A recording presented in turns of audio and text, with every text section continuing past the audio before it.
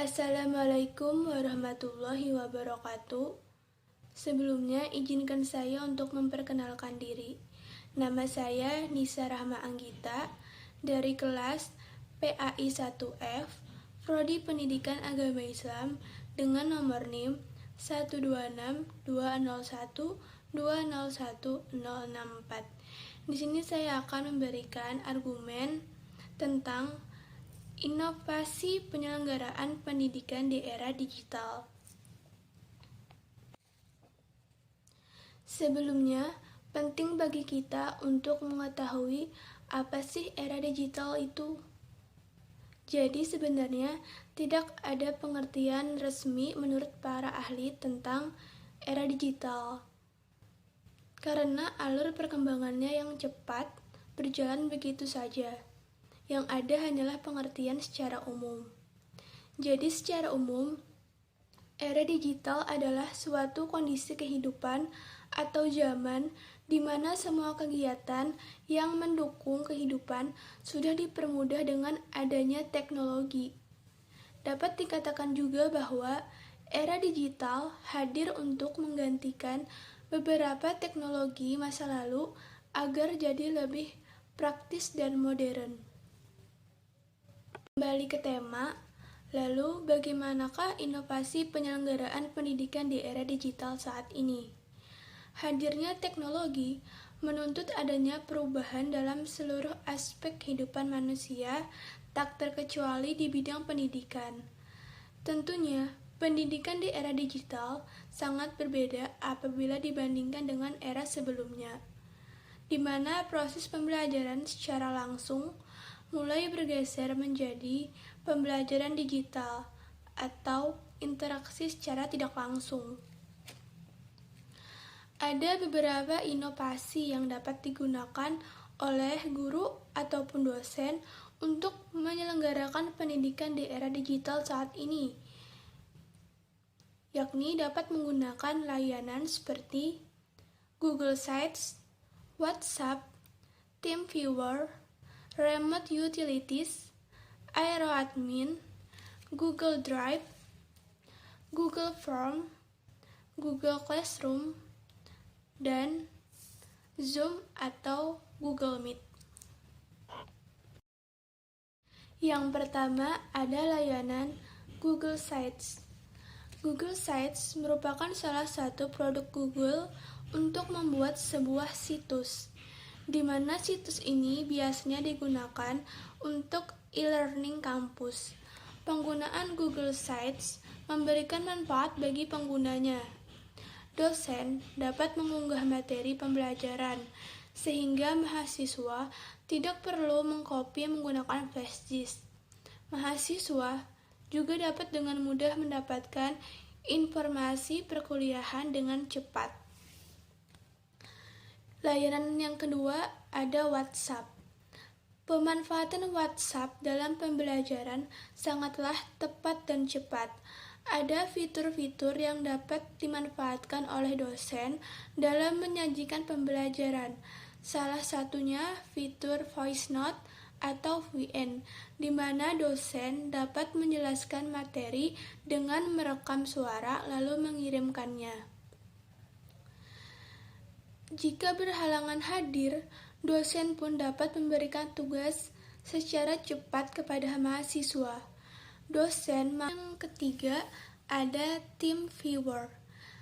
TeamViewer adalah aplikasi remote desktop gratis yang paling mudah digunakan oleh dosen.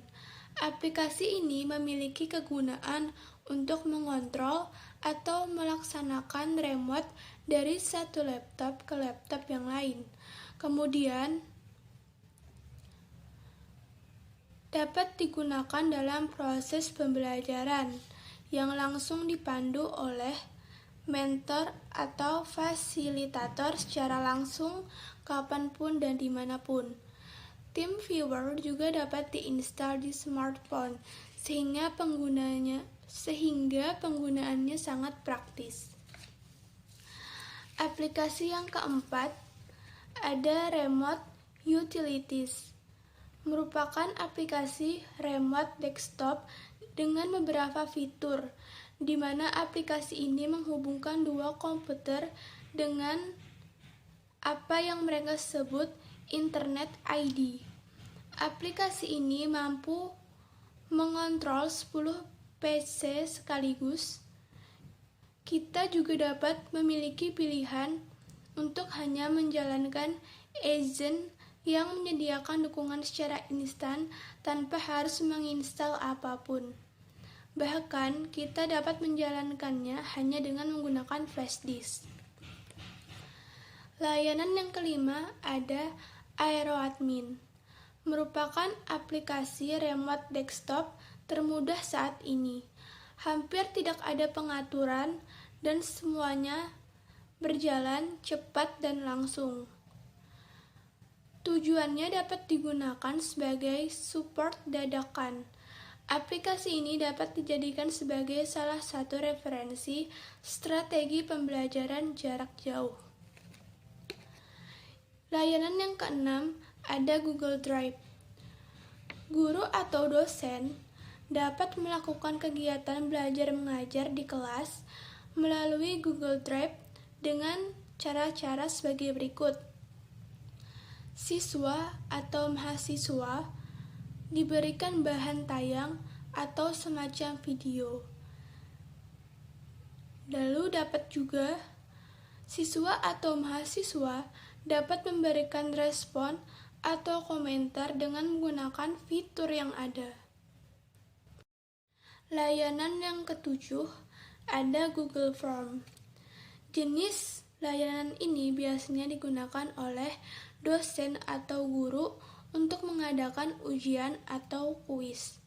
Persyaratan yang tidak terlalu rumit dan jarang terjadi trouble menjadi salah satu alasan mengapa layanan ini diminati oleh peserta didik. Selain itu, layanan ini juga banyak dimanfaatkan oleh mahasiswa akhir untuk survei laporan penelitian secara tidak langsung, mengingat kondisi pandemi saat ini yang tidak memungkinkan untuk terjun secara langsung. Layanan yang kedelapan ada Google Classroom. Adalah layanan Google yang dapat digunakan dalam kegiatan belajar mengajar. Layanan ini digunakan oleh seluruh jenjang dari sekolah dasar hingga perguruan tinggi. Kita hanya perlu masuk ke kelas dengan menggunakan kode. Tentunya isi di dalam Google Classroom tersebut sudah disusun secara sistematis dengan membedakan mapel atau matkul tersendiri. Layanan yang terakhir yakni Zoom dan Google Meet. Zoom dan Google Meet adalah layanan komunikasi video yang banyak dipakai semasa pandemi. Layanan ini dapat digunakan kapanpun dan dimanapun.